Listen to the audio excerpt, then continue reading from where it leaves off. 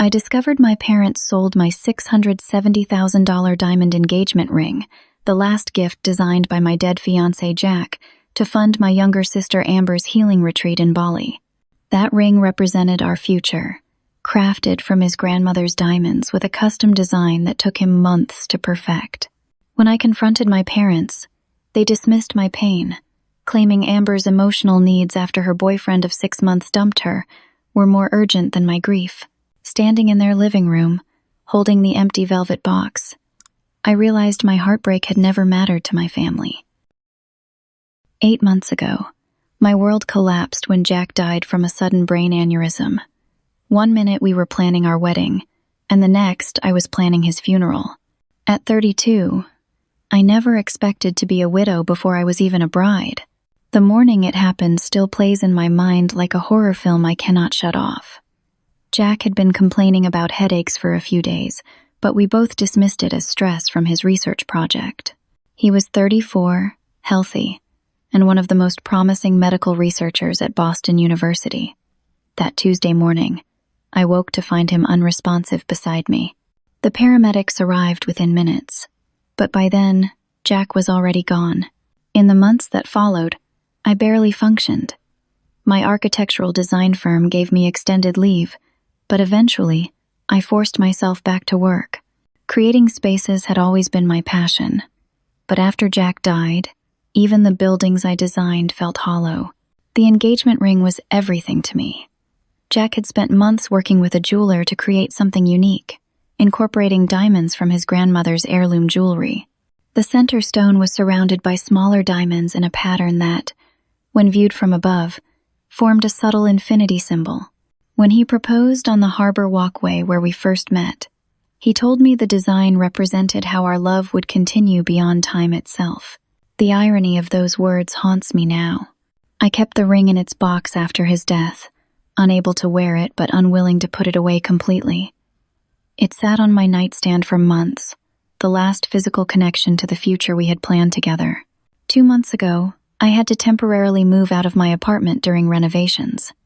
My parents offered to store my valuables in their home safe in Connecticut.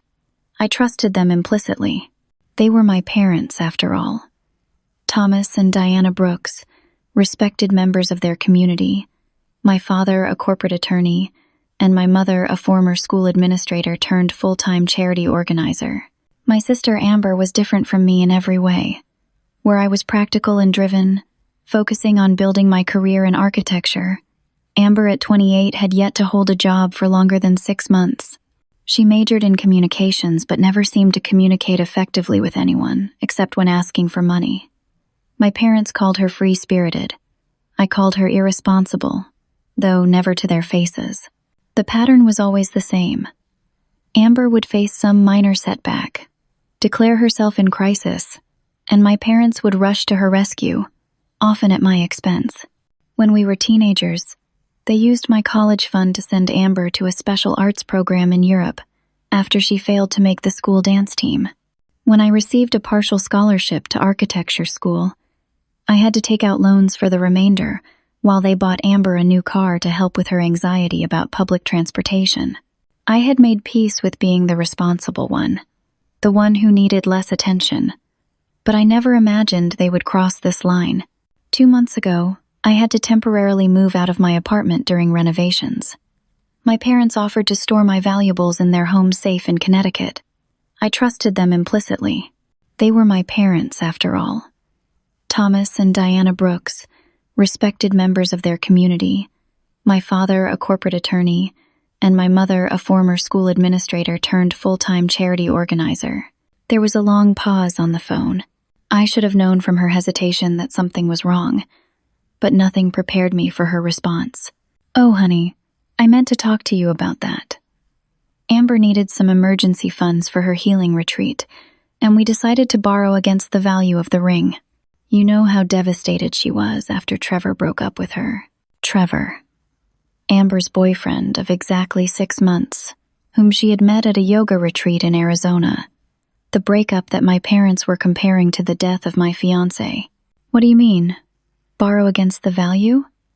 My voice was surprisingly calm despite the panic rising in my chest. "Well, We took it to Westfield Jewelers. They gave us an advance, and we can reclaim it within 30 days. Amber really needed this retreat in Bali to process her trauma. I hung up without responding and drove straight to my parents' house, 2 hours away. The entire drive, I kept telling myself there must be some misunderstanding. They couldn't have pawned Jack's ring, the last thing he had ever given me, without even asking. But when I arrived, I found not only had they pawned the ring, but they had left me a casual note in the empty ring box, as if they had merely borrowed a sweater. Borrowed this for Amber's emergency. We'll explain later. Love, Mom. As I stood there holding the empty velvet box, my mother walked in carrying a basket of fresh laundry, acting as if nothing was wrong. Oh, Louise, you're here. I was going to call you tonight with an update. Amber just sent the most amazing photos from Bali. The retreat is really helping her heal. She set down the laundry and pulled out her phone, completely oblivious to the devastation on my face. She began scrolling through photos of my sister lounging by an infinity pool, cocktail in hand, at what appeared to be a luxury resort. "This is healing?" I whispered, my voice cracking. My mother looked up, finally noticing my expression. "Now, Louise, I know you're upset, but you need to understand that everyone grieves differently." Amber's breakup hit her very hard. Her breakup? I clutched the empty ring box so tightly my knuckles turned white. "Mom, Jack is dead. My fiancé is dead. And you sold the ring he designed for me to send Amber on vacation because her 6-month relationship ended?" "We didn't sell it," she corrected, as if that made it better. "We just pawned it.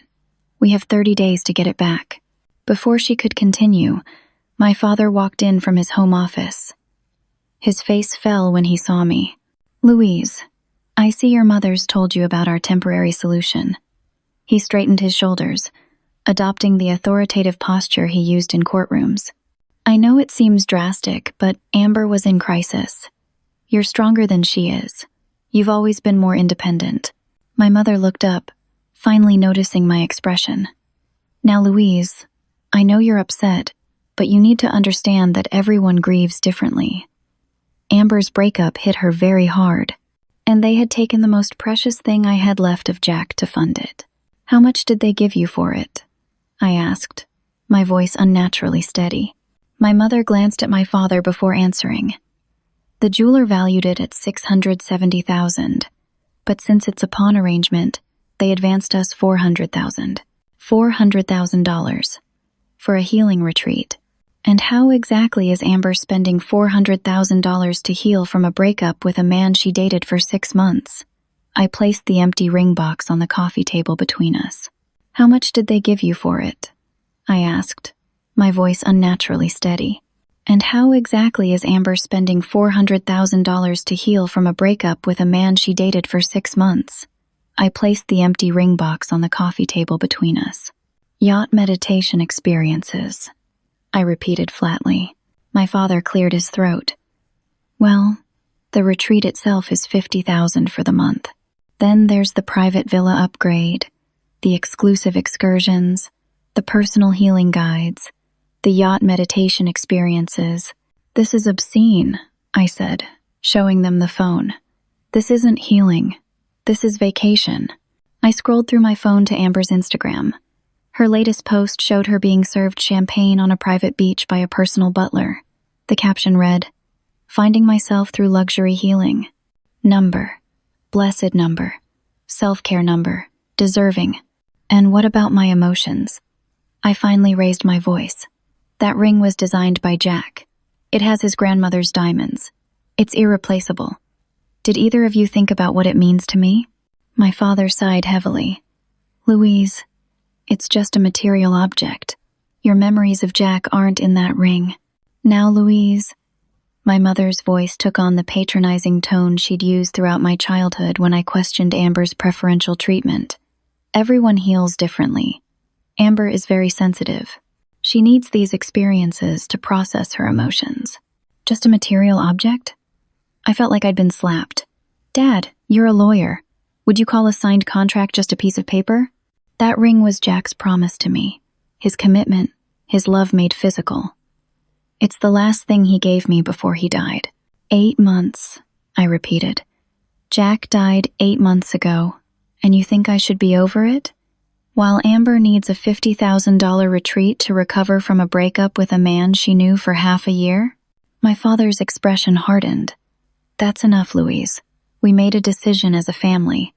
The ring can be redeemed in 30 days, and we'll figure out how to do that. But right now, your sister needs our support. As a family? I laughed bitterly. You didn't consult me. You stole from me. We did not steal, my mother gasped, clutching her pearls. How dare you accuse us of stealing? We're your parents. Then, what would you call taking something that belongs to me without my permission and selling it? My father stood up, clearly angry now. We're done with this conversation. You're being dramatic, as usual. This is exactly why we didn't consult you first. We knew you'd overreact. I felt strangely calm then, a clarity cutting through my anger and hurt. How do you plan to get the ring back? Where is the $400,000 now? My parents exchanged another glance. We've already distributed the funds, my father said carefully. As I mentioned, some went to clear pressing debts. The rest went to Amber's retreat and expenses. So you have no way to redeem the ring, I translated. In 30 days, it will be sold to someone else. We're working on a financial solution, my father said, but I could see from his expression that there was no plan. I took a deep breath. Where did Amber's last emergency funds come from? The therapy ranch in Arizona after her art show was poorly reviewed? Or the spiritual journey to Peru when her roommate asked her to start paying rent? My parents shifted uncomfortably. Louise, that's not relevant right now, my mother said. It is to me. I crossed my arms. Tell me. My father sighed. If you must know, we used some of your inheritance from your grandmother. The room seemed to tilt. My inheritance? The money Grandma specifically left for my future? It was a loan, my mother insisted. We were going to pay it back. How much? Louise, how much of my inheritance have you loaned to Amber? My father looked at the floor. All of it. All of it. The $75,000 my grandmother had left specifically for me. The money I'd been saving toward eventually starting my own architectural firm. Gone. I felt physically ill. How could you? Your sister needed. Stop. I held up my hand. Don't say she needed it more than me. Don't you dare. I grabbed my purse and headed for the door, needing to escape before I said something unforgivable. Louise, don't leave like this. My mother called after me. We need to discuss how we're going to get the ring back. I turned back. You're right. We do. Because I'm going to get it back. With or without your help. Be reasonable, my father said. Where are you going to find $400,000 in 30 days? I'll figure it out. It's what I always do, isn't it? Solve my own problems while you two focus on Amber. As I reached the door, my phone pinged with a text. It was from an unknown number. Miss Brooks?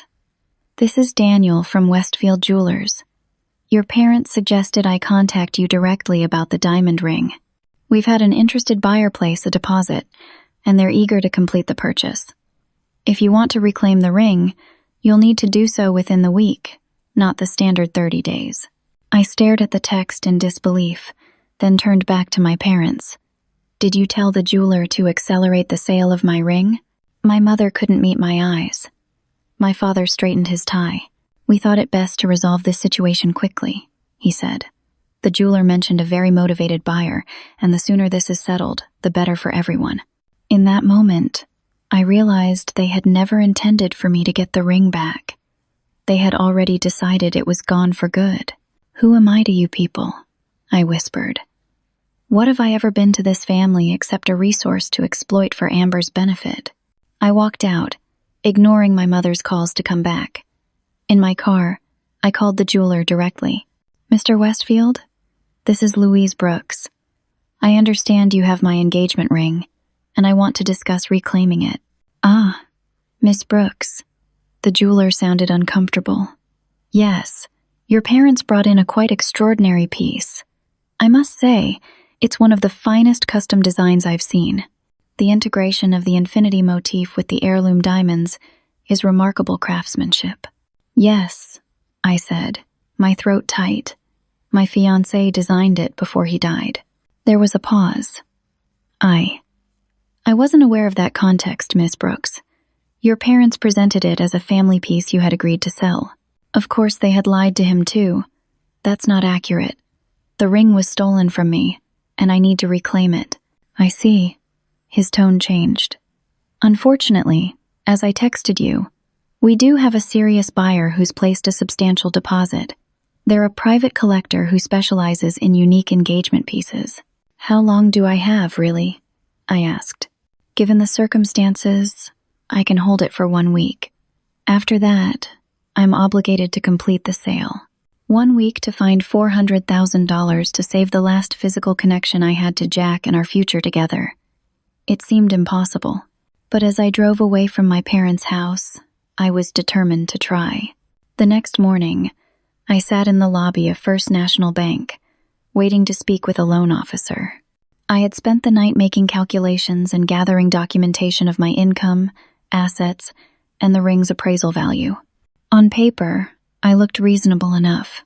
Stable job at a prestigious architectural firm, good credit score, modest debt from student loans. But I knew $400,000 was far beyond what I could qualify for without significant collateral. Miss Brooks? A woman in a crisp navy suit extended her hand. I'm Patricia Morris. Let's discuss your loan application. In her office, I explained my situation as clinically as possible, leaving out the emotional details and focusing on the facts. The ring was mine. It was currently at a jeweler, and I needed to reclaim it within a week. Patricia reviewed my documentation with a neutral expression. Your financials are solid, Miss Brooks, but this loan amount represents nearly 4 times your annual income. Without collateral of similar value, I'm afraid we can't approve this. I understand, I said, trying to keep the desperation from my voice. What about a smaller amount?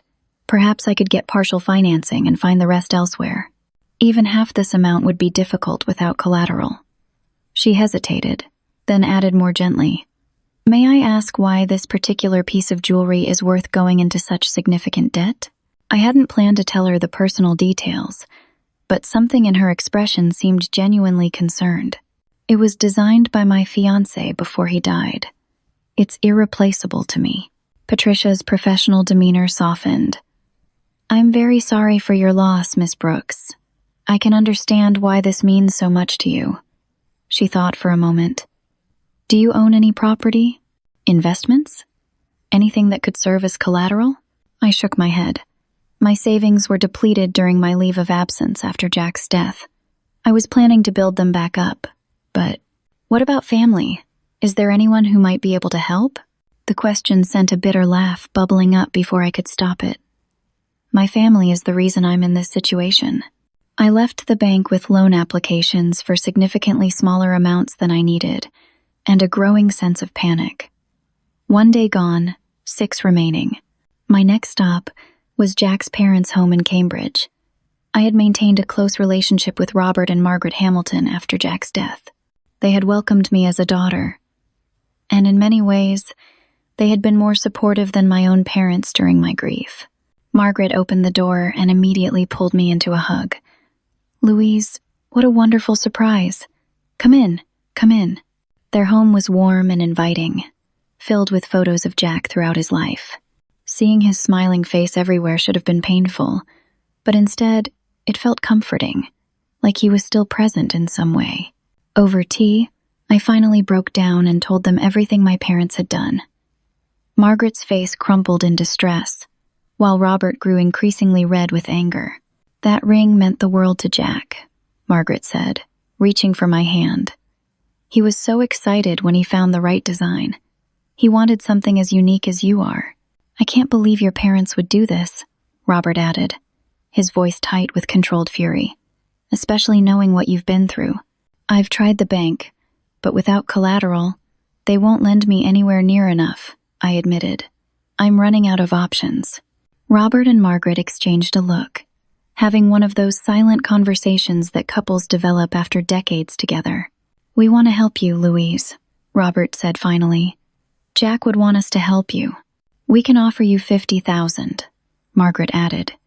"It's what we have available outside of our retirement accounts." I was stunned by their generosity. "I can't accept that. You've already done so much for me." "We can offer you $50,000, Margaret added. "It's what we have available outside of our retirement accounts." I had forgotten about Robert's battle with prostate cancer. Jack had been his primary support throughout treatment, and after Jack died, I knew Robert had struggled both emotionally and physically. The fact that they were offering anything at all moved me deeply. "Thank you," I said, my voice thick with emotion. "This means more than I can express." "We insist," Robert said firmly. Then his expression clouded. "I wish we could offer more, but with my cancer treatments last year, our savings took a significant hit." Back at my apartment that night, I called my friend Megan, the only person besides Jack's parents who truly understood what the ring meant to me. "Thank you," I said, my voice thick with emotion. "This means more than I can express." I had forgotten about Robert's battle with prostate cancer. Jack had been his primary support throughout treatment, and after Jack died, I knew Robert had struggled both emotionally and physically. The fact that they were offering anything at all moved me deeply. Can I even do that? They're my parents. They did what? Megan's outrage was validating after my parents' dismissal of my feelings. Being related doesn't give them the right to steal from you. You should at least talk to a lawyer. The next day, I met with attorney Alan Spencer, who specialized in family law. After explaining my situation, he leaned back in his chair with a troubled expression. "This is complicated, Miss Brooks. From a legal perspective, we could argue theft or conversion of property. However, you voluntarily placed the items in their home, which creates a gray area. So there's nothing I can do?" "I didn't say that." He tapped his pen against his desk. "We could file for an emergency injunction to prevent the sale to the collector, but these cases take time, more than the week you have. So I'm out of options," I said, defeat washing over me. "Legally speaking, immediate options are limited. However," he slid a business card across the desk, "this is a private investigator I work with. Given what you've told me about your parents' financial decisions, there might be more to uncover that could give you leverage." I took the card, but I was skeptical. Even if there was financial misconduct, proving it would take time I didn't have. As I left the lawyer's office, my phone rang. It was Daniel Westfield, the jeweler. "Miss Brooks, I'm calling with an update on your ring. I'm afraid I have some difficult news." My heart sank. "What is it?" "The collector has increased their offer and is pushing for immediate sale. They've offered to pay the full asking price, not just the pawn value." He sounded genuinely regretful. "I've tried to hold them off, but my business partner has accepted their deposit. The sale will be finalized tomorrow." "Tomorrow?" My voice rose in panic. "But you said I had a week." "I'm truly sorry. My partner made the decision without consulting me, after receiving a call from your parents." "My parents called you?" "Yes. They said you had changed your mind and agreed to let the ring go." Another lie, another betrayal. I ended the call and sat in my car, a strange numbness replacing the panic. After everything, after all my efforts, I had lost. The ring would be sold tomorrow, and with it, my last tangible connection to the future Jack and I had planned together. "I'm truly sorry. My partner made the decision without consulting me, after receiving a call from your parents." Daniel greeted me with obvious discomfort. "Miss Brooks, I wasn't expecting you." I drove to the jewelry store in a daze, hoping that seeing Daniel Westfield in person might change something. The shop was elegant and discreet, with individual viewing rooms for high-value pieces. His expression softened with understanding. "Of course. Please, come this way." In a private viewing room, he brought out a velvet tray. And there it was, Jack's ring. The unique setting he had designed himself, the way the diamonds caught the light, in precisely the way he had described when he proposed. I remembered his words so clearly.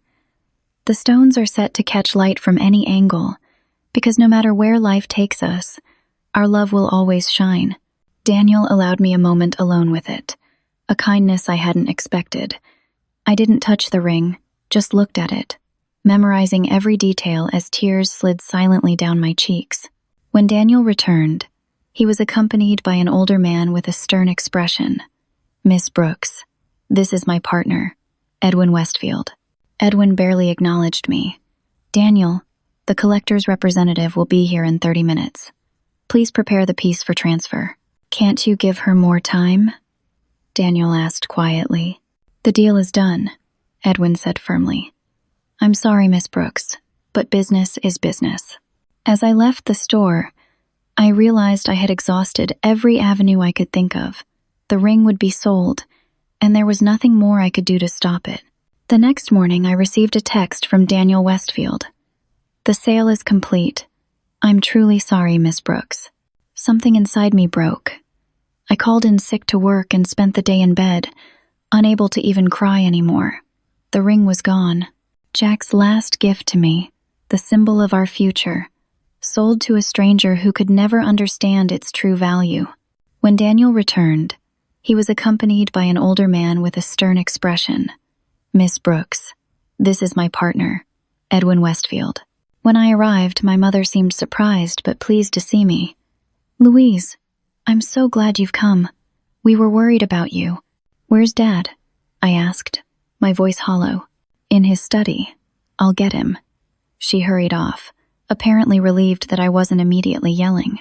I stood in their immaculate living room, looking at the family photos arranged on the fireplace mantel.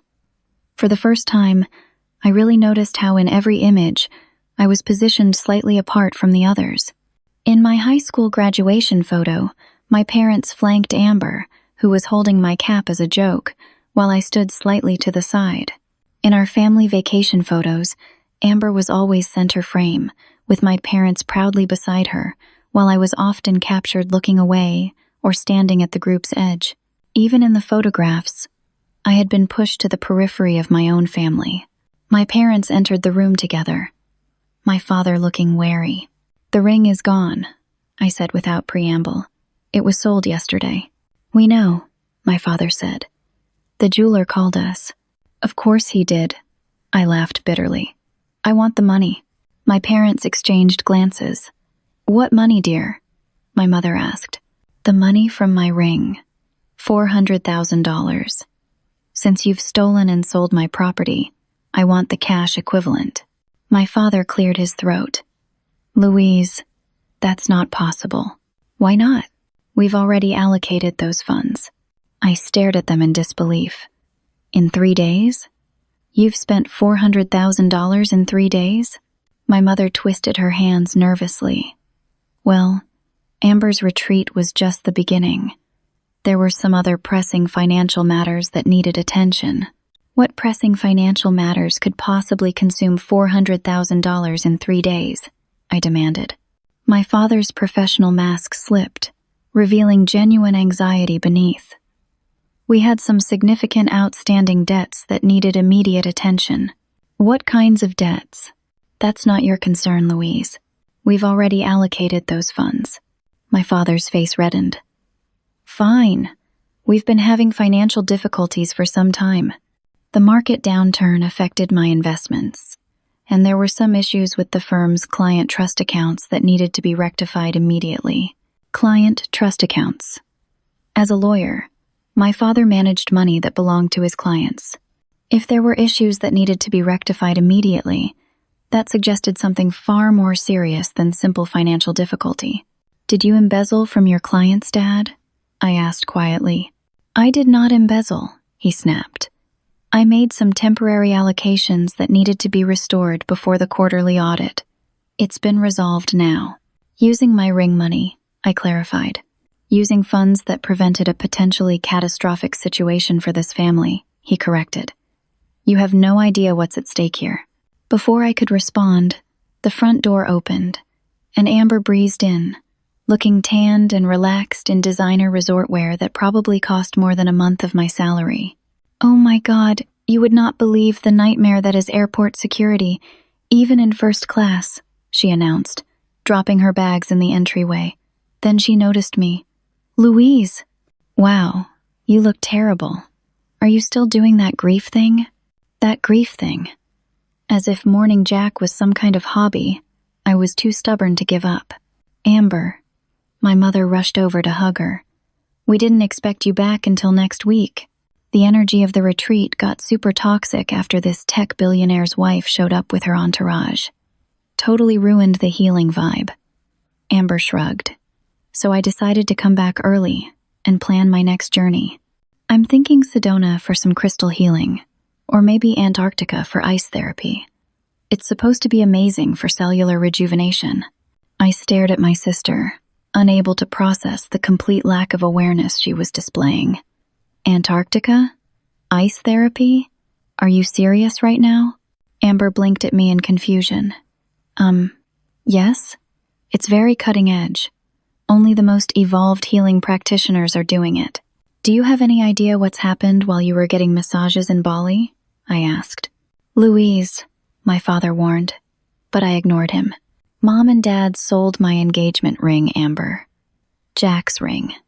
They pawned it to pay for your luxury vacation and to cover up Dad's financial fraud. Amber blinked at me in confusion. Yes? It's very cutting edge. Only the most evolved healing practitioners are doing it. You knew? I whispered. Well, they mentioned they were going to borrow against it or whatever. She waved her hand dismissively. It's not like you were wearing it anyway. Because Jack is dead, I shouted. My fiancé is dead, and that ring was the last thing he ever gave me. Okay, but holding on to stuff from your past is super unhealthy, Amber said with the confident tone of someone repeating something they heard at a wellness retreat. My spiritual guide says attachments to material objects block our energy channels. I turned to my parents. Did you tell her why you really needed the money? About Dad's temporary allocations from client accounts? My mother paled. Louise, that's enough. Did you tell her that half the money went to cover up financial fraud? Not just her extravagant vacation? Amber's perfectly maintained eyebrows rose. Wait, what? Dad, what is she talking about? My father stepped between us. Louise is exaggerating the situation. There were some business matters that needed attention, that's all. Don't lie to her too, I said tiredly. At least give her the respect of the truth, since she's clearly the only child who matters to you. That's not fair, my mother protested weakly. Isn't it? My entire life, you've prioritized Amber's every whim over my actual needs. You spent my college fund on her dance program. You drained my inheritance for her various emergencies. And now you've sold the most precious thing I owned to fund her luxury retreat and cover up Dad's financial misdeeds. I turned to Amber. And you knew the ring was important to me, and you didn't care. You never care about anyone but yourself. Amber's face hardened. That's not true. I care about healing and becoming my best self. Your best self? I laughed incredulously. Your best self wouldn't take a $670,000 ring from her grieving sister to fund a vacation. It was a healing retreat.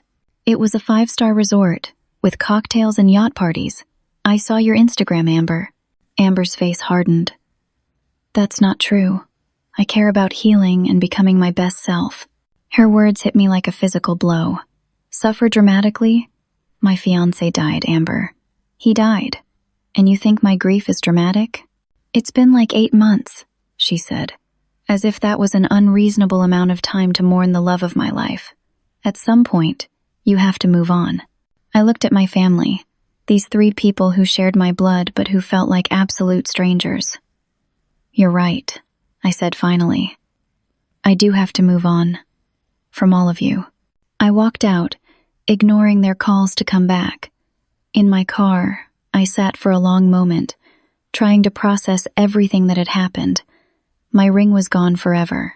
My family had betrayed me in the worst possible way, and I had nowhere left to turn. But as I started the engine, a new thought occurred to me. My father had mentioned issues with client trust accounts. As an attorney, Mishandling those accounts wasn't just unprofessional, it was potentially criminal. And he had used my ring money to cover it up. For the first time since this nightmare began, I felt something other than despair. I felt a cold, clear purpose forming. If my family had no loyalty to me, why should I protect them? I drove back to my apartment, my mind racing with a plan that was only half formed but growing clearer by the minute. My parents had always counted on my responsibility, my rationality, my willingness to accept less.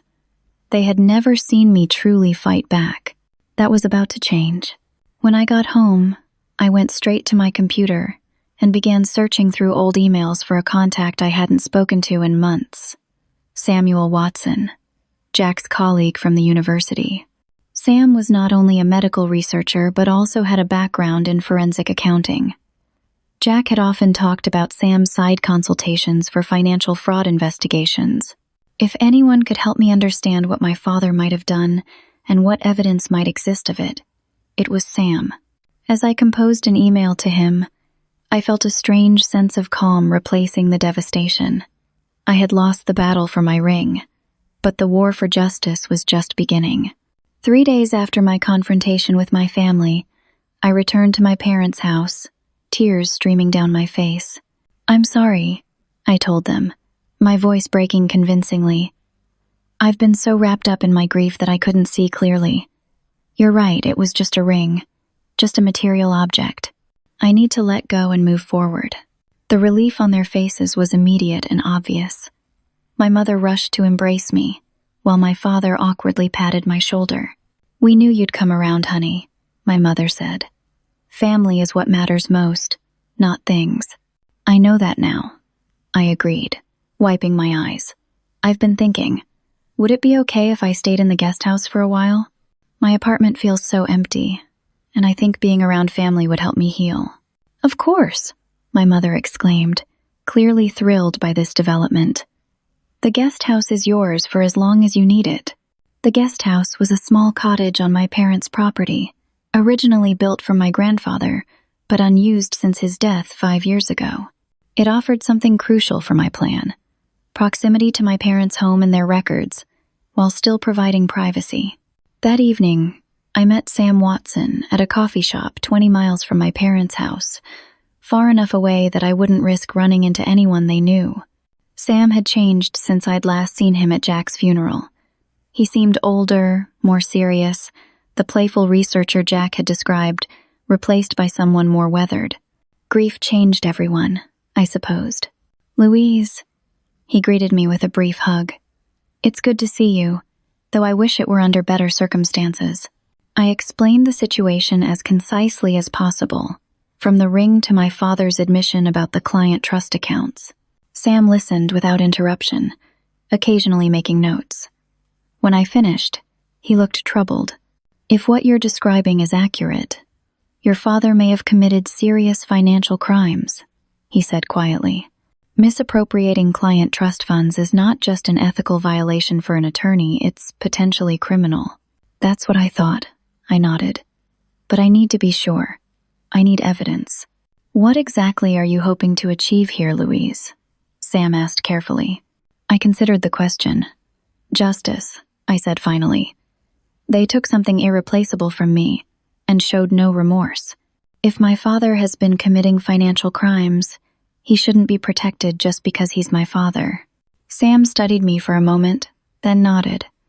"I can help you understand what to look for, but gathering the evidence would be up to you. And Louise, you should know that this could have serious consequences for your entire family, not just your father." "I know," I said. "But they didn't consider the consequences for me when they sold my ring." Over the next 2 weeks, I settled into the guest house and began my investigation. During the day, I worked remotely for my architectural firm, maintaining the appearance of someone finally moving on from grief. In the evenings, I had dinner with my parents, playing the role of the dutiful, forgiving daughter. But late at night, and during the hours when my parents were away, I searched. With Sam's guidance, I knew exactly what documents would reveal my father's financial misconduct: client billing records, bank statements, transfer records between accounts. My father, confident in his position as the family patriarch, had grown careless. His home office password was my mother's birthday, and he kept physical copies of key documents in his desk. Bit by bit, I pieced together the truth. Thomas Brooks had indeed been temporarily allocating client funds to cover personal expenses and bad investments for years. What had begun as short-term borrowing had evolved into a complex shell game of moving money between accounts to hide the growing shortfall. When the market turned against his investments, the house of cards began to collapse. The $400,000 from my ring had gone directly into client accounts to cover the most pressing shortages before an upcoming audit. But it was a temporary fix at best. By my calculations, the total misappropriated amount was close to $2 million. "This is worse than I expected," Sam told me when I shared my findings during one of our secret meetings. "Louise, with this evidence, your father could face disbarment, civil penalties, and possibly criminal charges." "I know," I said quietly. "Are you sure you want to proceed? This will destroy your family." I thought about Jack, about the ring, about a lifetime of being second best to Amber's whims. "They destroyed our family when they stole from me," I replied. "They just didn't realize it yet." "I know," I said quietly. While gathering evidence about my father's financial crimes, I discovered something else equally troubling. The vacation home in Cape Cod that my parents had owned for 20 years, the one where we had spent summers throughout my childhood, had not actually been purchased with their money. My grandfather, my mother's father, had established a trust specifically for my education and future. The terms were clear. The money was to be used solely for my benefit, but my parents had used those funds to purchase the vacation property, putting it in their names rather than mine. And now, according to emails I found on my father's computer, they were planning to sell the Cape Cod house to raise cash for their mounting debts. They were going to profit from property that should rightfully have been mine all along.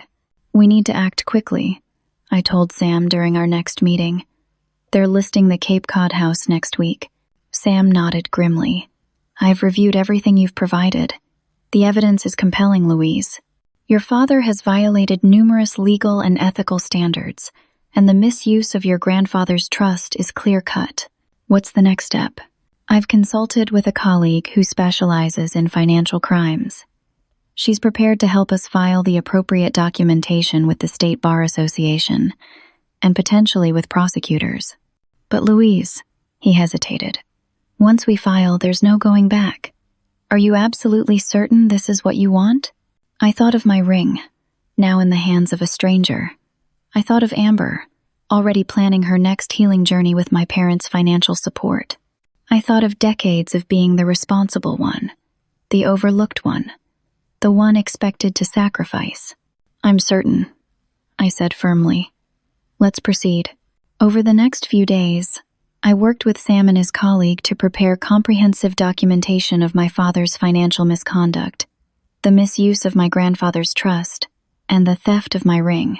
Everything was meticulously organized and verified. As the date of my parents' planned reconciliation dinner approached, a dinner they had organized to celebrate our family coming together again after our disagreement, I felt a strange sense of calm. For the first time in my life, I was taking control. I was demanding justice. I was refusing to be the family doormat any longer.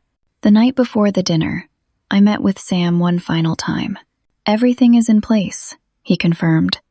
"The petition will be filed with the State Bar Association tomorrow morning, and the civil complaint regarding the trust funds will be submitted simultaneously.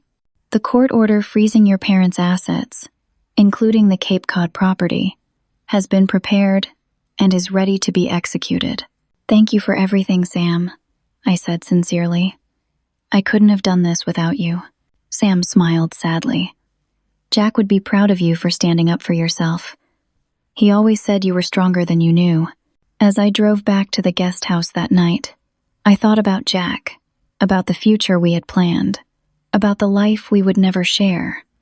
The pain of his loss was still acute, but it was different now.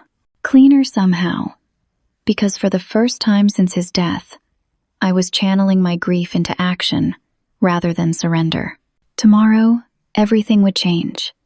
Tomorrow, my family would learn that their actions had consequences. Tomorrow, justice would finally be served. And as for the ring, I had one more card to play, one final revelation that even Sam didn't know about yet. The table was set with my mother's best china, crystal glasses gleaming under the chandelier. My parents had gone all out for this reconciliation dinner, even hiring a caterer to prepare an elaborate 4-course meal. Amber had returned from her shortened crystal healing journey in Sedona, specifically for the occasion.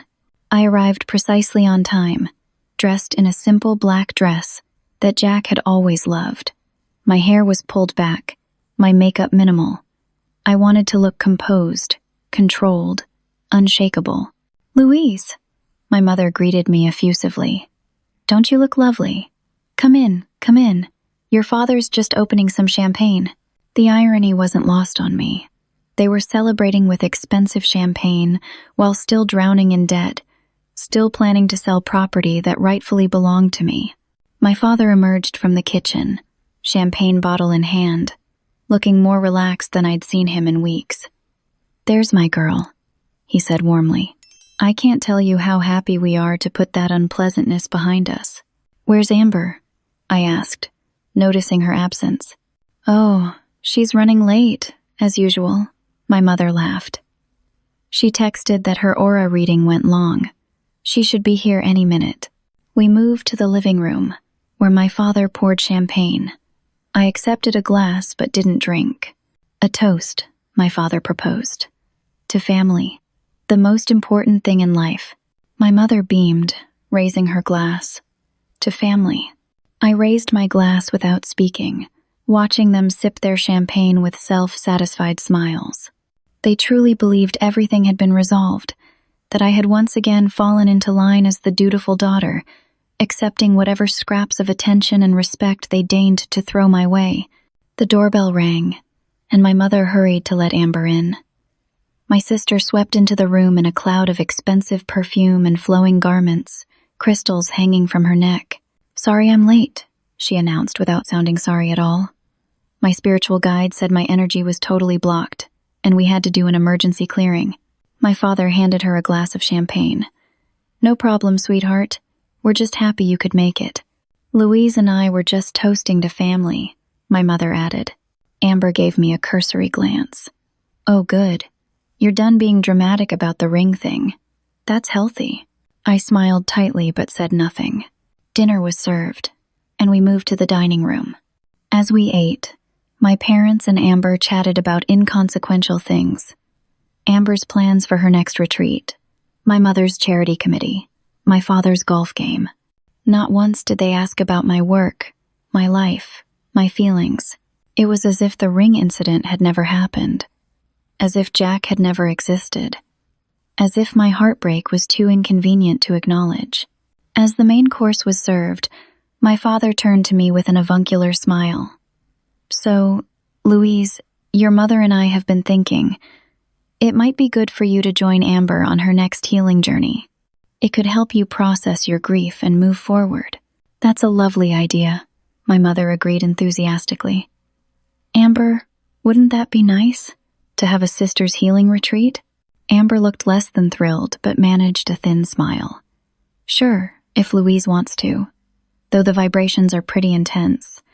I'm not sure she's ready for that level of spiritual work." "Actually," I said, speaking up for the first time since dinner began, "I've been doing some processing on my own." "Oh?" My mother looked surprised, as if the concept of me taking independent action was foreign to her. "Yes, I've been thinking a lot about family, about trust, about consequences." My father's smile faltered slightly. "That sounds very introspective." "It has been," I agreed. "I've learned a lot about all of you in the process." "Yes, I've been thinking a lot about family, about trust, about consequences."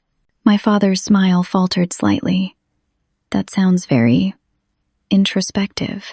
"It has been," I agreed. "I've learned a lot about all of you in the process." "I've also been reflecting on Grandpa's trust," I continued calmly. The one specifically established for my education and future, which you used to buy the Cape Cod house instead. Louise, my father began, his voice tight with warning. And most recently, I've been reflecting on how you're planning to sell that house next week to cover your mounting debts, despite the fact that it legally should have been my property all along. What are you talking about? Amber looked between us in confusion. Oh, Amber doesn't know? I raised my eyebrows in mock surprise. You didn't tell her that Dad's been committing financial fraud for years? That he used the money from my ring to cover up embezzlement? That our parents stole from both of our grandparents' estates? That's enough. My father slammed his hand on the table, making the china rattle. You have no idea what you're talking about. Actually, I do. I reached into my purse and pulled out a slim folder. I have copies of everything. Bank transfers, client account records, the trust documents, emails planning the sale of the Cape Cod house. Everything. You went through my office? My father sputtered, outrage and fear battling for dominance in his expression. Yes, and I've shared all of it with the State Bar Association, the District Attorney's Office, and the probate court. I checked my watch. As of 4 hours ago, all of your assets have been frozen by court order, including the Cape Cod property. The sale cannot proceed. You did what? My mother gasped, her hand clutching her pearls. You can't do that, my father shouted, his face purpling with rage. I already have, I replied evenly. The preliminary hearing is scheduled for next week. I'll be testifying, of course. My father pushed back from the table, standing abruptly. I'm calling my attorney right now. This is absurd. Go ahead, I nodded. Though you might want to call a criminal defense attorney, not just a corporate one. The DA is quite interested in the client trust account violations. My father stormed out of the room, already pulling out his phone. My mother looked shell-shocked, her carefully applied makeup unable to hide the ashen tone of her skin. Amber surprisingly laughed. Wow, Louise. I didn't think you had it in you. There's a lot you don't know about me, Amber, I said quietly. You never bothered to find out. So what happens now? Amber asked, seemingly more curious than concerned. Dad goes to jail? We lose everything? What was your plan here? Justice happens now, I answered. Dad will face the consequences of his actions, both professionally and potentially criminally. The Cape Cod house and any other assets purchased with Grandpa's trust will be returned to me as the intended beneficiary. And as for you two, I looked between Amber and my mother. You'll have to decide whether supporting Dad's financial fraud is worth risking your own futures. We didn't know, my mother protested weakly. About the client accounts, we didn't know. Maybe not the details, I conceded. But you knew something was wrong. You knew there were financial problems serious enough to justify stealing and selling my engagement ring. And neither of you cared enough about me to question it. My father returned, his face now drained of color. My attorney says the asset freeze is real. He's looking into it now. He turned to me, a mixture of rage and fear in his eyes. How could you do this to your own family? How could I? I repeated incredulously.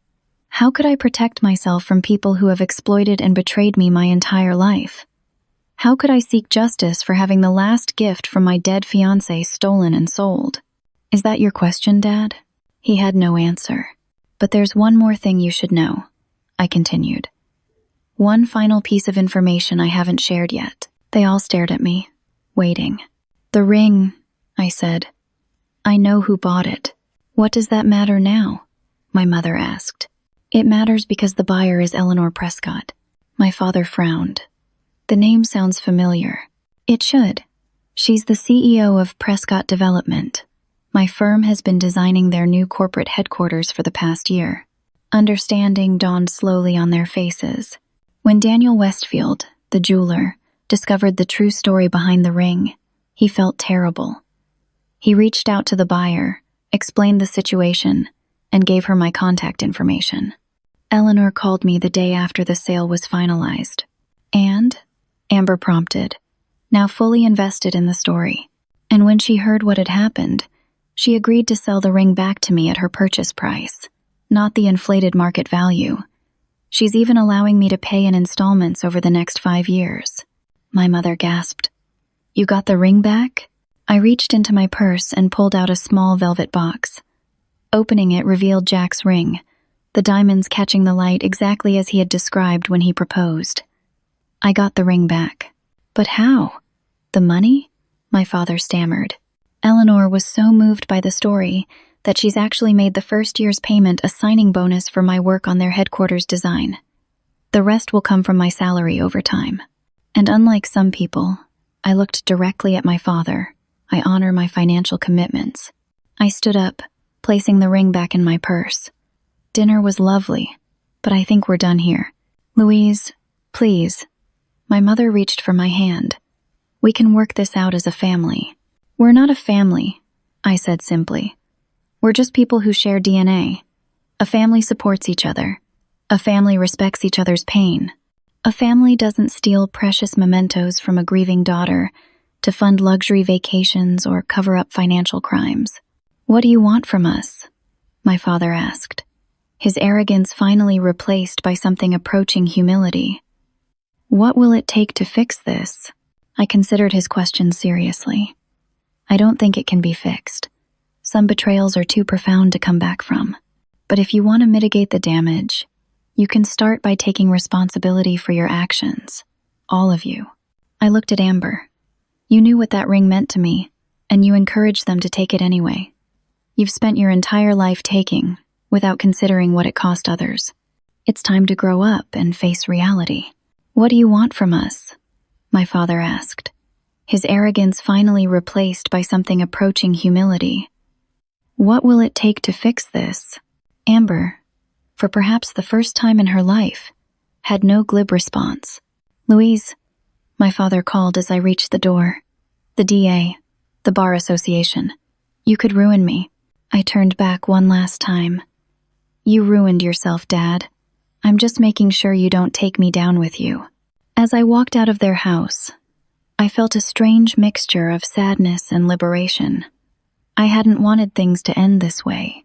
I had spent my entire life seeking my parents' approval, accepting their favoritism toward Amber, making excuses for their behavior. But sometimes, the only way to heal is to cut out what's poisoning you.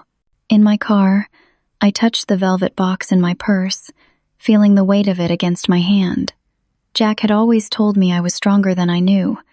It had taken losing him to finally discover just how right he was. 1 year later, I stood in the entryway of my new home, a renovated brownstone in a quiet Boston neighborhood. Light streamed through the stained glass transom window, casting colorful patterns across the hardwood floor. I had designed every detail of the renovation myself, creating a space that felt both peaceful and energizing. In the front parlor, on a custom-built display shelf, sat Jack's ring in a small glass dome, not hidden away in a drawer or safe, but visible, honored, a beautiful reminder of the love we had shared and the future we had planned. Beside it was a photograph of us, taken on the day he proposed, both of us laughing into the camera, unaware of how limited our time would be. The court proceedings against my father had concluded 6 months earlier. Facing overwhelming evidence, he had accepted a plea deal that included disbarment, substantial financial penalties, and 2 years of house arrest, rather than prison time. The Cape Cod house had been legally transferred to me as the rightful beneficiary of my grandfather's trust, along with the remaining funds that had been misappropriated. My mother had filed for separation, unable to cope with the public scandal and financial downfall. She was living in a small apartment now, working as an administrative assistant at a local school, her first real job in decades. We spoke occasionally, strained conversations where she alternated between apologies and subtle attempts to make me feel guilty for what had happened to the family. Amber had perhaps changed the most, though whether from genuine growth or necessity was still unclear. With the family money gone and her lifestyle unsustainable, she had been forced to find steady employment. She was working at a wellness center, a legitimate one this time, and taking night classes in business administration. We weren't close, but our interactions had evolved from hostile to cautiously civil. As for me, I had been promoted to senior designer at my firm after the Prescott development project proved hugely successful. Eleanor Prescott had become both a mentor and friend, a strong woman who recognized something in me that I was only beginning to see in myself. The doorbell rang, pulling me from my reflections. I opened it to find Sam Watson standing on my porch, holding a small potted plant and a bottle of wine. "Housewarming gifts," he explained with a shy smile. "Though, I think you've already made this place plenty warm on your own." I invited him in, giving him the tour of the home he had only seen in architectural drawings until now. Over the past year, Sam had become an important part of my life. What had begun as an alliance of necessity during my investigation had gradually evolved into friendship, and recently, into something more. "It's even more beautiful than the designs," he said as we settled in the kitchen. "You've created something special here, Louise." "I had good inspiration," I replied, pouring the wine he had brought, "and good support." Sam's gaze was warm. "You did all the hard work yourself. I just helped with some paperwork." "You helped me find my strength when I needed it most," I corrected him. "That's worth more than you know." After dinner, we sat in the small garden I had designed behind the house. The evening was warm, the first real hint of spring after a long Boston winter. "I have something to tell you," Sam said, his expression turning serious. "I've been offered a research position at Johns Hopkins. It's a great opportunity, leading a new study on neural regeneration." "Sam, that's wonderful," I said, genuinely happy for him. "When would you start?" "That's the thing," he hesitated. "It would be in 3 months, and obviously, it's in Baltimore." "I have something to tell you," Sam said, his expression turning serious. "I've been offered a research position at Johns Hopkins. It's a great opportunity, leading a new study on neural regeneration." "I haven't accepted yet," he continued. "I wanted to talk to you first." "I have something to tell you," Sam said, his expression turning serious. "I've been offered a research position at Johns Hopkins. It's a great opportunity, leading a new study on neural regeneration." "That's the thing," he hesitated. "It would be in 3 months, and obviously, it's in Baltimore." Us. Such a simple word, but one that carried so much meaning now. After everything that had happened with my family, the concept of being part of an us that respected my feelings and valued my input was still somewhat foreign. "Because you matter to me, Louise." Sam reached for my hand across the table. "What we're building here matters to me, and I don't want to make a decision that affects us both without discussing it with you." Sam took a deep breath. "I'm thinking that I could take the position and we could try long distance for a while, or I could look for opportunities here in Boston, or you could consider coming with me." He rushed on before I could respond. "I know it's a lot to ask. You've just bought this house, you have your position at the firm. But Boston has great architecture firms too, and with your portfolio, you'd have your pick of opportunities." I was quiet for a moment, processing his words. A year ago, the idea of uprooting my life would have terrified me. I had clung to routine and stability as I grieved for Jack. But now, the possibility of a new beginning didn't seem frightening at all. "I'll think about it," I promised. "Really think about it." Later that night, after Sam had gone home, I went to the display shelf and looked at Jack's ring. For so long, it had represented everything I had lost, the future that had been stolen from me twice over, first by death and then by betrayal. But now, I could see it differently. The ring was a reminder not just of loss, but of strength, of my capacity to love deeply, to fight for what mattered, to rebuild when everything had been broken. Jack had always believed in me, had seen a strength in me that I hadn't recognized in myself. It had taken losing him, and then nearly losing the last connection to him, for me to finally discover that strength. I was quiet for a moment, processing his words. A year ago, the idea of uprooting my life would have terrified me. I had clung to routine and stability as I grieved for Jack. But now, the possibility of a new beginning didn't seem frightening at all. Later that night, after Sam had gone home, I went to the display shelf and looked at Jack's ring. For so long, it had represented everything I had lost, the future that had been stolen from me twice over, first by death and then by betrayal. I sat on the bench, feeling the cool spring breeze against my face. "I have some decisions to make," I said softly, as if Jack could hear me, "about the future, about moving forward." "I think you would like Sam," I continued. "He's kind and brilliant, like you were. Different, but in good ways. He sees me, really sees me." A pair of ducks landed on the pond, creating ripples that expanded outward in perfect circles. Baltimore would be a fresh start.